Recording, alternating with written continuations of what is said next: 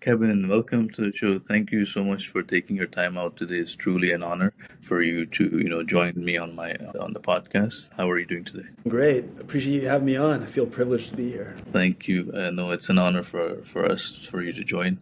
I know your schedule is pretty tight, but I'll dive right into your story.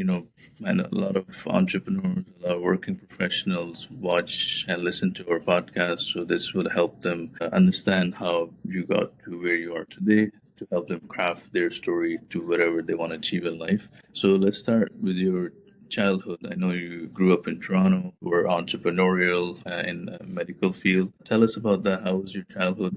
How did it help you shape who you are today? Yeah, I was lucky. I always had like very supportive parents growing up and pretty comfortable circumstances. I've always had a bit of the hustler stinginess mindset. My dad is the first child of immigrants, and everything in their household was very like value conscious. And so even though those constraints might not have necessarily needed to apply to us, it was like deeply rooted within him. So it's been deeply rooted within myself as well.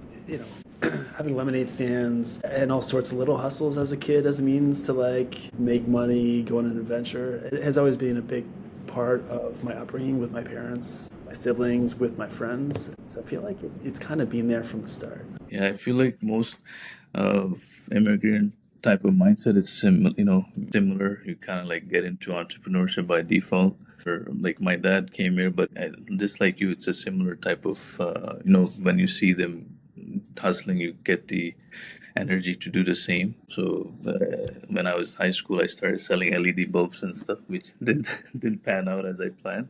But I was checking your profile as well. You did, which was pretty interesting because usually when you're in high school, even if you're an entrepreneur, you go with the traditional, okay, I'll sell cars or these different, very generic type of businesses. But you went straight to waste solutions. That was your first business. Yeah, so How did the you story behind get into this. that? So there were a bunch of little like funny little hustles. Like me and one of my best friends used to go to police auctions all the time and look for deeply discounted stuff that we could buy and flip.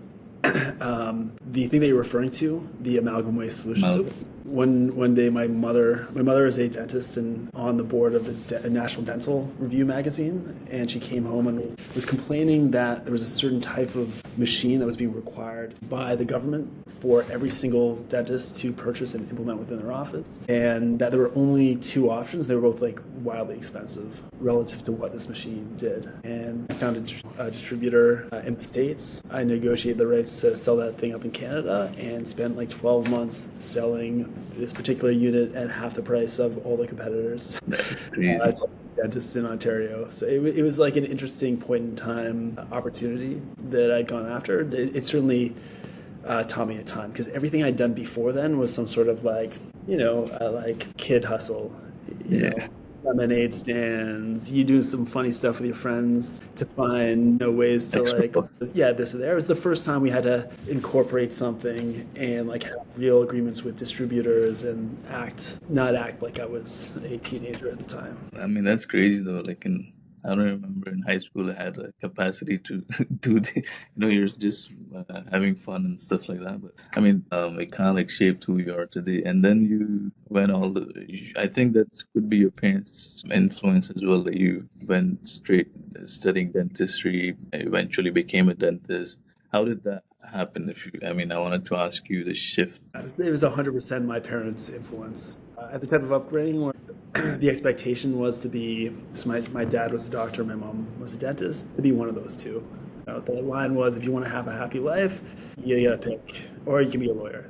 Yeah, And I just didn't understand at the time. And there's a big part of you that just wants to satisfy yeah, 100%. your parents. But it was an interesting thing because I ended up in dental school and graduated and worked as a dentist. But all along the way, I was doing little like entrepreneurial endeavors. Like within dental school, I built a mobile app to help kids study for the National Dental Board. Yeah, At the time, Groupon was a really popular business model. I built a Groupon for dentists, which was awful. nice. There are always like little bits of this whilst I was going through the journey of like trying to satisfy my parents and make them proud and build up the conviction to just do whatever the hell I wanted. Yeah, no, but were they like doubtful then when you told them you're going to switch to complete entrepreneurship route, or you at that point they were like, he already became a dentist, now you can do whatever you want, that kind of stuff, like, for sometimes parents Oh, yeah, it's hard. extremely doubtful, and it's probably taken a decade for them to like feel any sort of comfort with me giving up what is a like extremely sure and a comfortable living to do something that has a ton of risk associated with it. That also takes a mental toll, no? Like if your parents are not really, I don't know, you're not reaching their expectation, so you have to. It's both, right? Like having your parents support you is a massively positive thing, but for the right person, having somebody doubt you is like fuel in the tank to go harder to like make sure you get that thing done. And I think if entrepreneurship is the thing you love and want to do, you got to take the feedback and like use it in the way you want to use it. That's true, and push through all these. Anyway, the path gonna give you a lot of rejections and all that. This could be the first kind of like internship to go through if your parents or someone who you look up to, they're not really happy with your decision, but you wanna go through it. And when I was researching on your story, you kind of like reinvented yourself multiple times, as what I could tell. You started with amalgam waste solutions and dental chip, which you just talked about, I study card, Insta Radio, which was your first venture back gig that you did, and none of them, went as you planned them to go. I mean, obviously you wanted to be successful at them, which you were, but not to the level you kind of like wished to do. But you still kind of like persevere and launched Humi a decade or sometime later. But usually, most of the people would have just given up because it's entrepreneurship is not for me.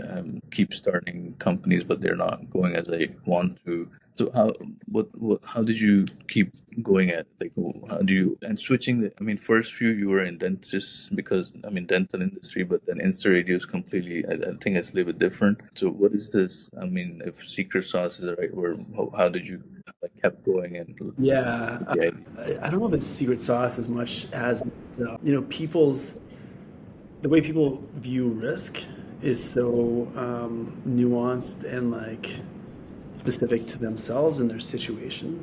And for me, there are a whole lot of things that would have played into my ability to eat shit for like 15 years before I Yeah, had sort of success.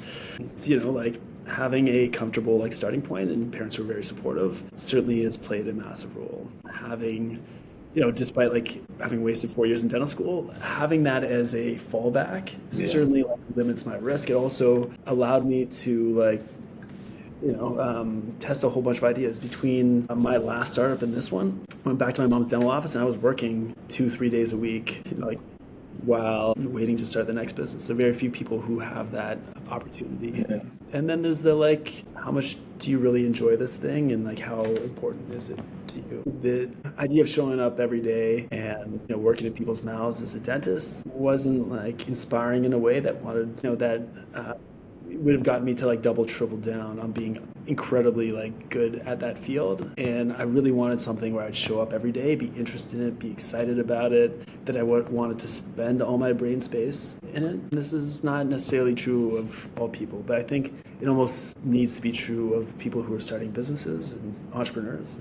And this isn't like a tech startup thing versus a like a more traditional business. I think if you start any business, this is the truth. It just consumes you. It's the thing you think about day and night. There's Yeah. unlimited problems to consider, and things to fix, and things to progress. Whether you're running a corner store or you're running Salesforce, it's just hard because it is like all the time, and it's mentally and it's emotionally draining. It can be, it can be equally as energizing on both those fronts, but certainly like an honest conversation that somebody I think needs to have with themselves around the risks they're willing to take on and what the opportunity looks like.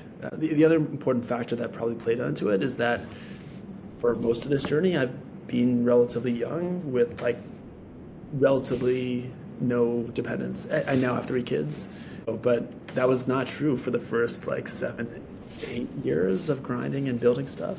And it certainly makes it a whole lot easier to like sleep on floors and, and grind it out in some way, shape, or form. And which is true. Like I'm gonna touch on the being, with 3 kids and stuff, and quite with in a little bit. But the hustle part, I can resonate with that because I mean, personally, I started like similar like 7, 6 years ago with no dependent, and it's easier to kind of like grind and do all those things when you don't have anyone.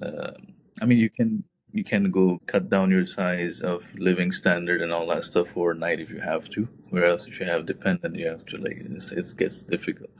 But the one thing I was looking into was I feel like a lot of people have struggled with that is like self doubt and all those imposter syndrome, all these type of things when they're doing out, even like working professionals. When I saw you started Humi without any HR background, none of you haven't done anything in this space before. Did you ever experience self doubt or feel like, oh, this is I don't know this space or something like that, or as an imposter, anything like that? Were you feeling like when you jumped into that like psychology, in your psyche?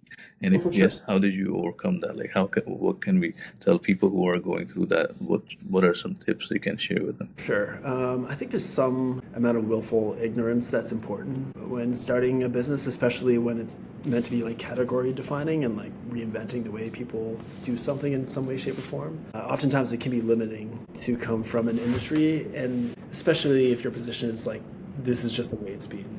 It can't really change. But yeah, I think a lot of people's reaction when I told them what I wanted to do was similar to yours of like, what type of experience do you have in HR and insurance and payroll?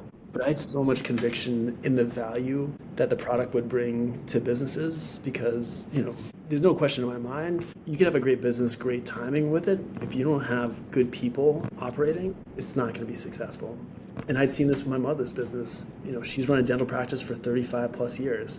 It's the people that have been there for 20, 30 years who make the thing what it is. It's the idea that we could build a tool to help companies across Canada better support people, like better support like the core reason why that business is probably going to be successful. The inspiration that came from this overrode any of the doubts about being able to adapt, to learn new skills or to build this thing. Also, I think there's a bit of back to the willful ignorance. I think you kind of have to have a position of like, I could probably learn anything if I put my mind to it and spend enough time. And I think that's true for the vast majority of people. I think they underestimate what's possible, especially with time and focus and a little bit of creativity. No, that's yeah, no percent. I think you're spot on with that. Um, in in the mix of all this, now you have 3 kids and you have much more responsibility, family, and everything under your supervision, and then you have a business that you need to keep up. So, as someone who's a new dad, working busy work life, even as a if they're working professional or entrepreneur, what advice you can give them? I ask most of the guests whoever have kids because I myself as a dad, so I can resonate, and then like whoever else can listen and benefit from, they can get help. Why not? So, how do you balance these two things? Because obviously, kids and family is important, but being entrepreneur is 24/7 job. It's very difficult. So, what are some of your tricks and tips that you deploy in your life that others can learn from? Sure.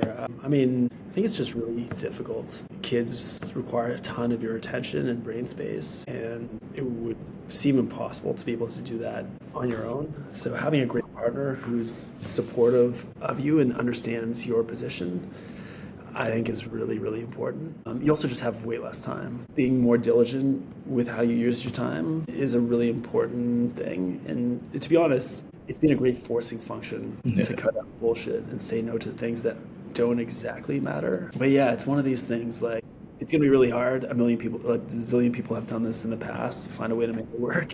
And you have to find your balances. Can you like not work 12 hours days every day? Like, are there ways to sprint and spend more time with your family?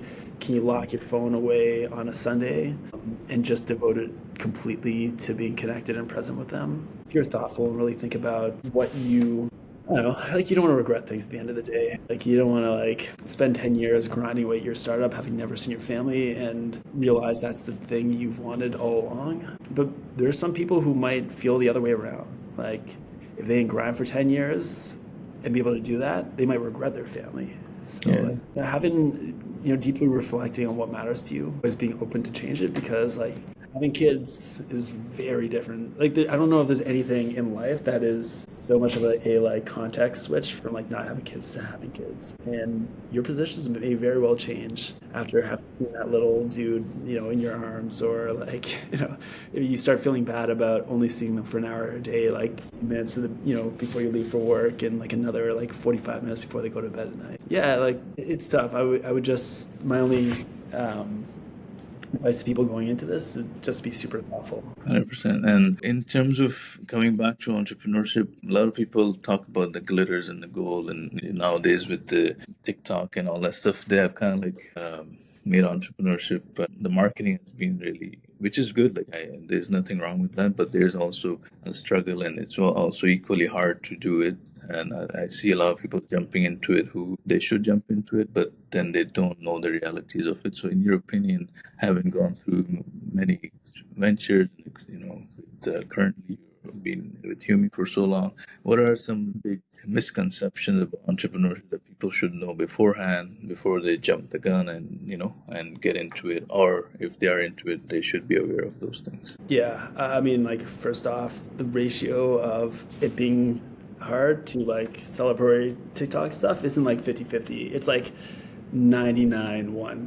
Like, building companies is really, really hard. There are very few that are like really successful, or successful at all. And so I think you just have to really love the work. Be honest about that, because the more you enjoy doing the work, the more deeply you're going to care about it, the more time you're going to spend on it, the more likely you are to be successful. So as much as you can, be an absolute nerd about building businesses. I'm more of an artist than anything else. You just have to just love Yeah, the. again, like, it depends on you, it depends on the business you want to build. Some of it requires you to be more of an artist. It depends on your skill set. Some types of businesses are just like require an absolute killer operator. True, yeah. I wouldn't, you should absolutely learn from every single other entrepreneur out there. There's a million awesome lessons and frameworks to learn, but you don't want to take their thing and apply it to yours. A huge mistake people will make is they'll read a TechCrunch article and believe that whatever was just presented in that article can somehow apply to them. One of the things that's been really interesting to see as I get deeper into company building, oftentimes a lot of the PR articles that get to people, the understanding of what is actually going on is like 3 to 4% of reality and truth of the situation, whether it be fundraisers or product launches or who the heck knows. So I would like take everything I read on TechCrunch or on a blog with a huge grain of salt. I would listen to way more long form podcasts, like deeper conversations with operators.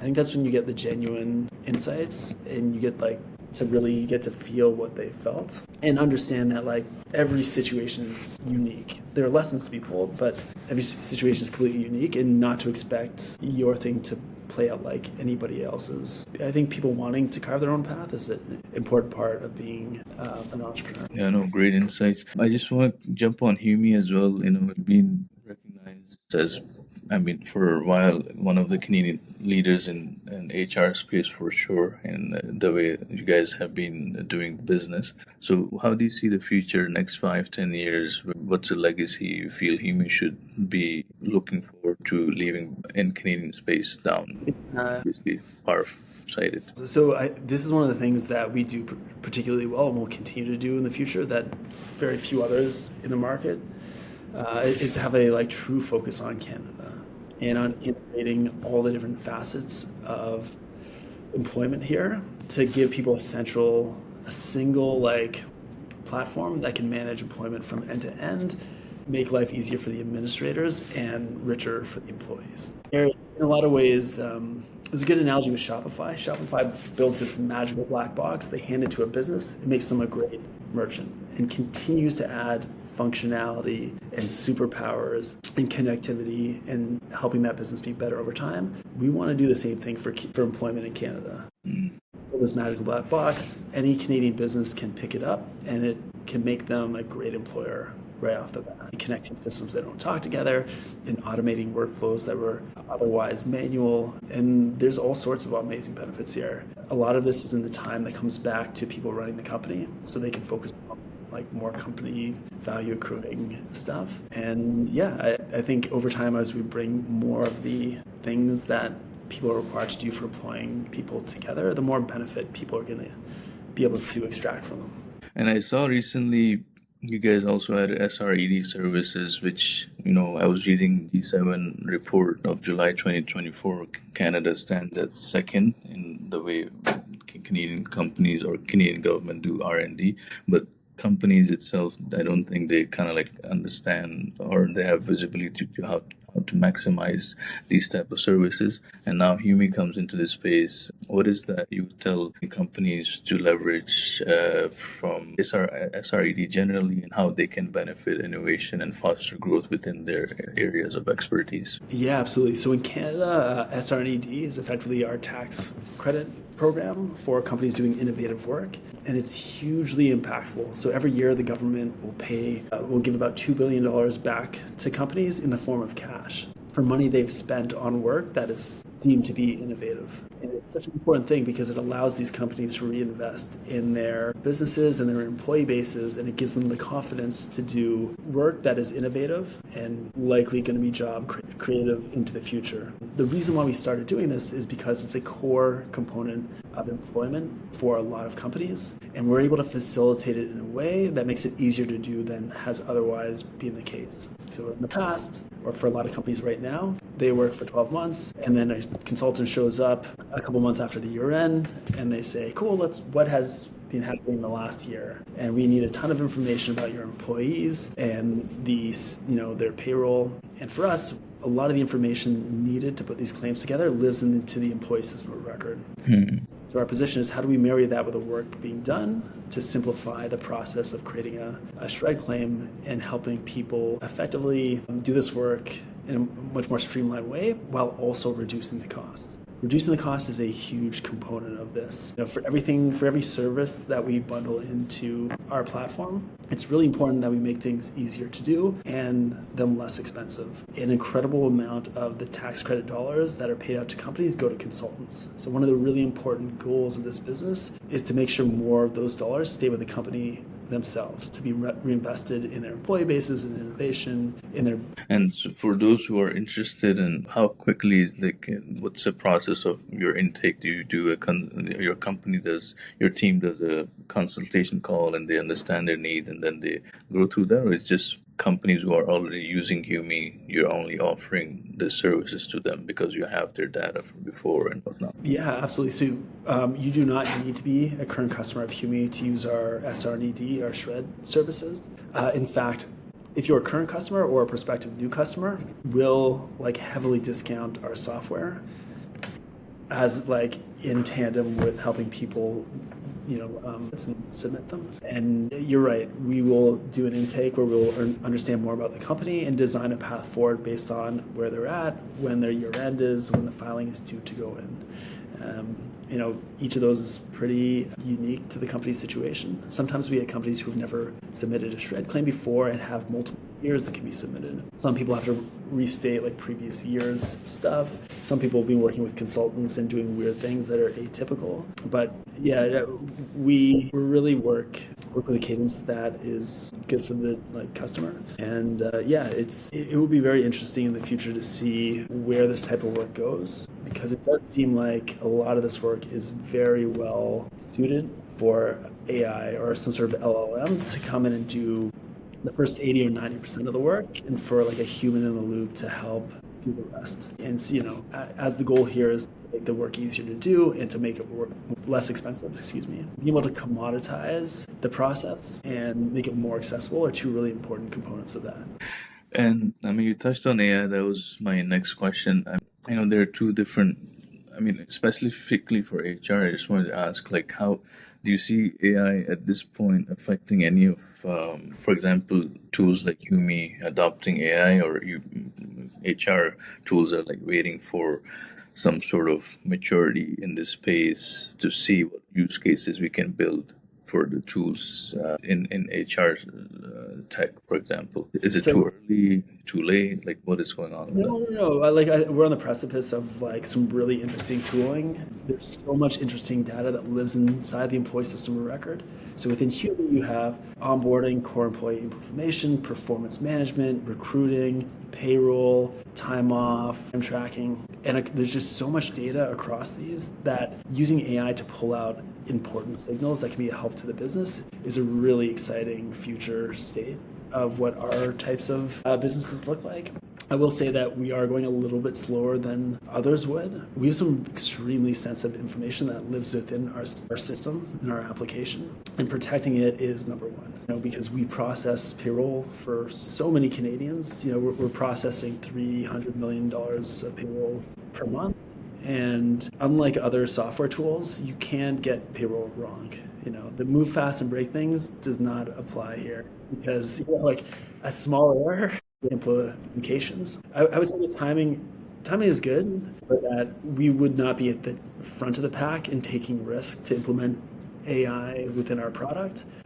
But that like we're very well aware and excited about a lot of the implications for our product. Got it. Which is smart, slow and steady wins the race rather than, getting into a hype. You got to balance it, right? It's the entrepreneurial problem. Like, is it slow and steady, or is it slow and steady while you go as fast as possible, while you're also steady but running as fast? I agree. And last few question, and I think time is of the essence.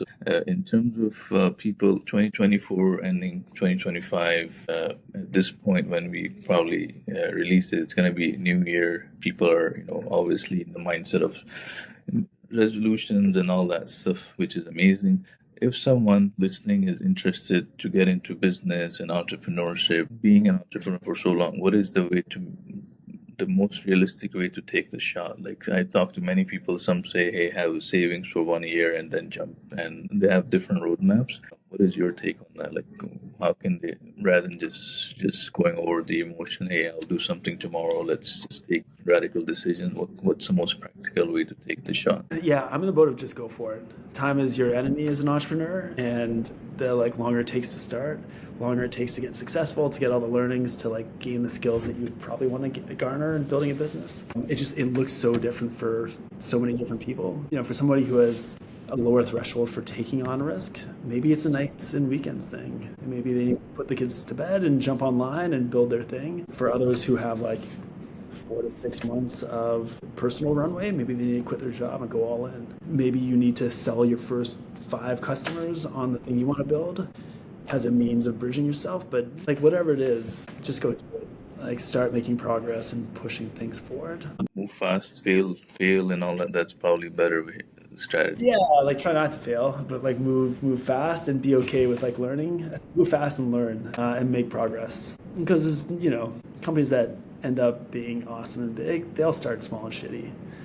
And so, it's easy to be embarrassed, but if you can get to not caring quick, then it helps. Yeah, I was seeing one of the old picture of Jeff Bezos. He had Amazon reading from the paint or some very old office. Is Amazon.com on his wall. So who Yeah, I've seen that. It's awesome.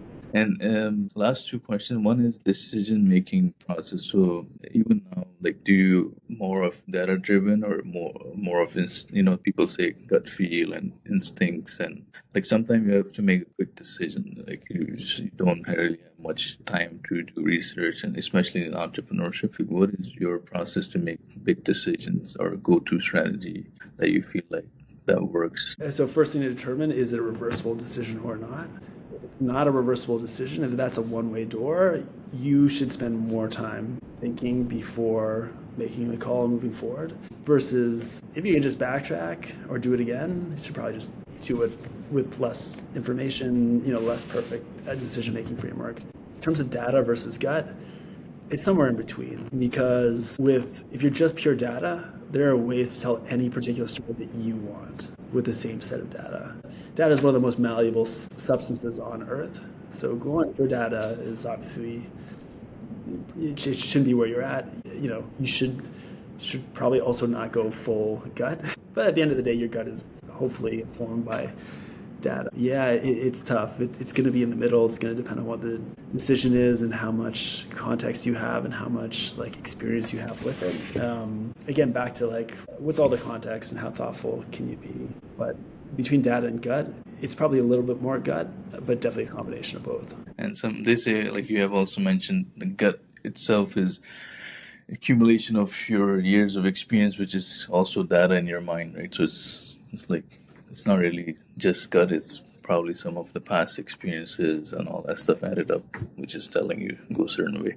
One last question, and then we can, there you go, and hopefully have you back for next one if you have time and stuff. But one life changing advice that you got or you feel like that's the key to your success. What can you share with us that if you're either looking back at your early days and giving it to yourself or just to our audience today, that it's a key principle, something along those lines that you really your North Star, the personal North Star, what that would be. Yeah, trust is incredibly important. And I think, and I've seen and learned that being overly generous as a means of building trust almost always works out like in the long term. And I've seen a number of people in my lifetime do this. It doesn't get reciprocated across the board, but in the whole, people who do really nice things or are just generous with their time and attention as a means of building trust, who envelop that like 51-49